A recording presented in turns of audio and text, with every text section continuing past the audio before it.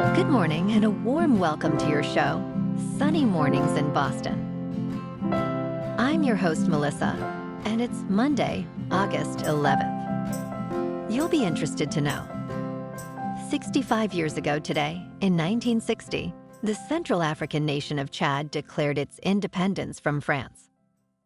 This momentous occasion marked the culmination of a determined struggle for self-governance, as the people of Chad embraced their sovereignty and embarked on a new journey of nation building. So now you know. And now, it's time for the weather report.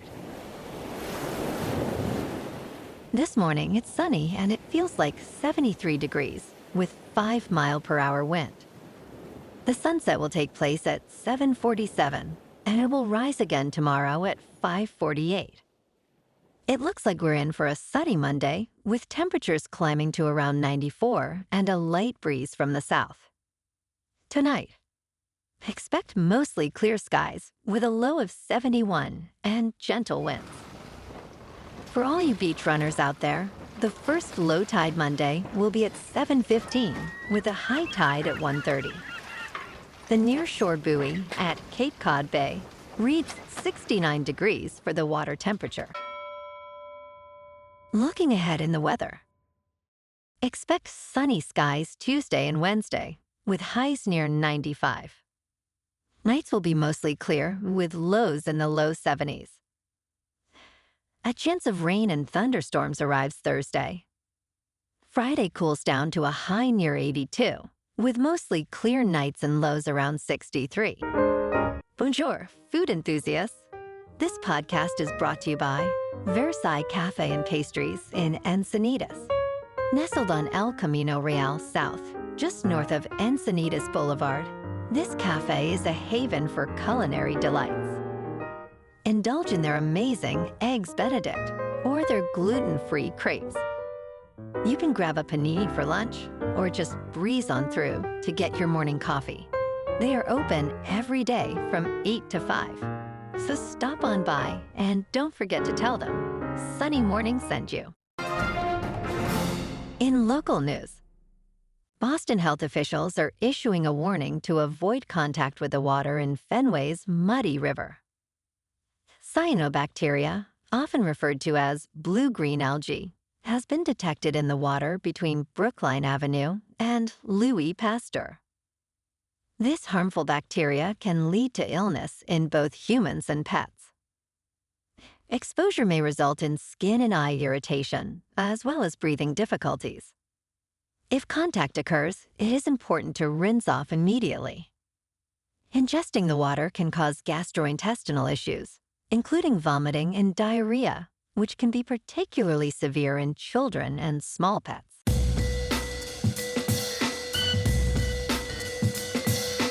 Now on to sports. The first full weekend of NFL preseason games wrapped up, showcasing notable performances and a harrowing injury. Shedeur Sanders, the Browns' rookie quarterback, shone with 138 yards and 2 touchdowns. Coach Kevin Stefanski acknowledged that while Sanders has areas to improve, he demonstrated he belongs. In a thrilling moment, Cam Little of the Jaguars kicked a remarkable 70-yard field goal, sparking discussions about the accuracy of kickers. Unfortunately, a frightening injury occurred when Lions safety Morice Norris was taken to the hospital, but is now stable. The preseason continues with joint practices and games ahead. In local sports. Yesterday afternoon at Petco Park in San Diego, the Red Sox lost to the Padres 6-2. Padres' Deivi Cease was impressive with 6 innings, 2 runs, 7 strikeouts, while Sox Bayo took the loss after 5 2/3 innings and 6 runs. The Sox managed 5 hits and left 6 runners on base. The Padres had 9 hits, 1 error, and left 7 on base. The Red Sox record is now 65-54. Tonight, the Sox clash with the Astros in Houston for Game 1 of 3-game series. Garrett Crochet, 13-4, with a 2.24 earned run average, faces Christian Javier. First pitch at 8:10 at Petco Park. In top news, a meteorite that crashed through a homeowner's roof in Georgia earlier this summer is actually older than Earth itself, according to scientist Scott Harris. The meteorite, which created a dent in the floor, is believed to have formed 4.5 billion years ago, making it roughly 20 million years older than our planet. Harris noted that it belongs to a group of asteroids from the main asteroid belt between Mars and Jupiter. The homeowner is still discovering specks of space dust around his living room. Researchers plan to propose naming the meteorite the McDonough meteorite after the city where it fell. In business news, Boeing and Airbus have suspended their next-generation airliner projects, casting doubt on airlines' net zero plans. Boeing's X-66A, which aimed to reduce greenhouse gas emissions, was put on hold after initial enthusiasm. Similarly, Airbus paused its Zero-E hydrogen plane, originally slated for service by 2035. Experts warn that these delays could hinder the airline industry's goal of achieving net zero emissions by 2050. With aviation responsible for a significant share of global emissions, pressure is mounting for manufacturers to innovate.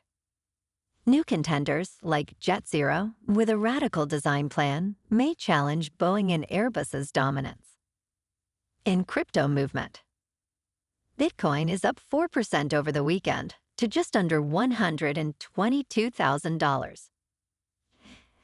Ethereum is up 11% to about $4,300. And XRP is down 2% to $3.26. Moving on to a more local vibe. In our community spotlight on health and wellness, we are working with a national Pilates studio to bring you some free classes, so listen up. Check out Club Pilates, with several locations in the Boston area. Pilates presents a comprehensive wellness approach, cultivating strength, reducing tension, and elevating mental well-being. Scientific research affirms its benefits. So now you can check out Club Pilates for a free class. With locations in Canton, Wellesley, Hingham, Brookline, and Framingham, just be sure to tell them Sunny Morning sent you by. And now, back to the show. Let's talk science. The newly opened Vera C Rubin Observatory, located in a remote mountain range in Chile, is set to revolutionize our understanding of the universe. This observatory will spend the next decade mapping the sky, covering the entire southern hemisphere every few nights with its impressive 3,200 megapixel camera. The observatory aims to capture a staggering total of 20 billion galaxies and another 20 billion stars, creating an ultra-high-definition time-lapse of the cosmos. This wealth of data will assist scientists in unraveling mysteries, such as measuring the expansion of the universe and gaining insights into dark matter through gravitational lensing. And in entertainment news, Zach Cregger's Weapons has emerged as a formidable winner at the box office, marking another triumph for the horror genre in 2025. This film grossed $42 million domestically and $70 million globally during its opening weekend, surpassing the combined earnings of its competitors, including Freakier Friday and the Fantastic Four: First Steps. Weapons is the third horror thriller to excel this year, following Sinners and Final Destination: Bloodlines.